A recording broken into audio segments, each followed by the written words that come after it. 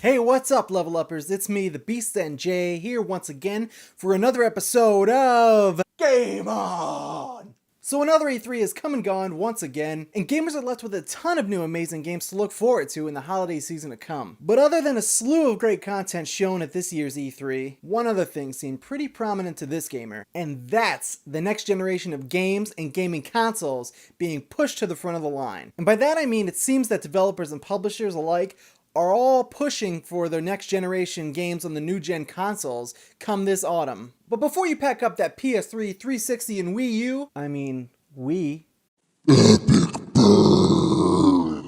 here's a handful of games that the guys at the Level Up Show and myself feel that got the short end of the stick, drew the short straw, basically were just overlooked throughout the last generation. And we're going to tell you guys why they might be worth checking out, and why they might have been overlooked in the first place. So let's get going!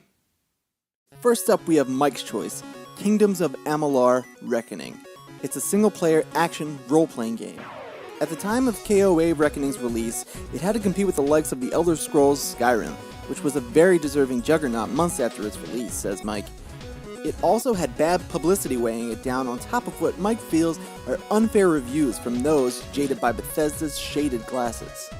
Kingdoms of Amalur Reckoning is available on last-gen consoles such as Xbox 360 and PlayStation 3, as well as Windows PCs. The game was developed by Big Huge Games. Next up we have Andrew's choice, Resistance 3. It's a science fiction post-apocalyptic first-person shooter exclusive to the PlayStation 3. Andrew believes that Resistance 3 was an awesome game that was way underappreciated, so much so that it's what pushed Insomniac to leave Sony altogether. As I said, Resistance 3 is a PlayStation 3 exclusive, and it was developed by Insomniac Games. Next up we have Mark's choice, Deus Ex Human Revolution. It's a cyberpunk-themed action role-playing game.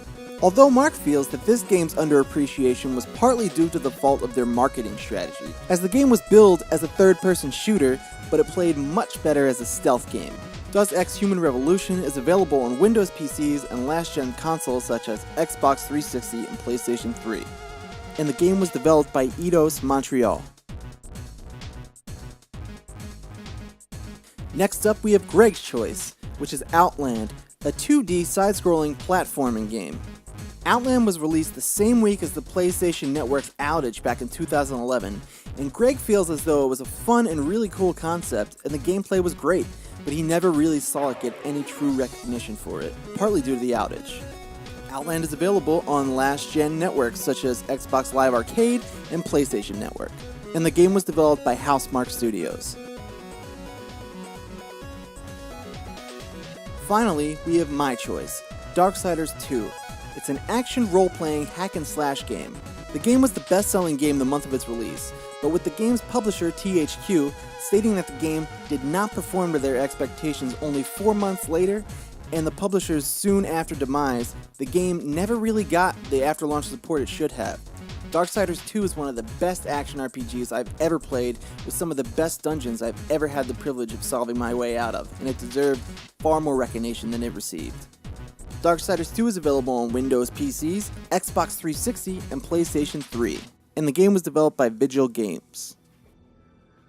Thank you guys so much for watching this episode of Game On. I hope you enjoyed it, and I hope you check out some of the games that we've recommended you today, before you go and pack up that last-gen hardware and make room for the excellent new games to come. Be sure to subscribe to the Level Up Show's YouTube channel by clicking right here.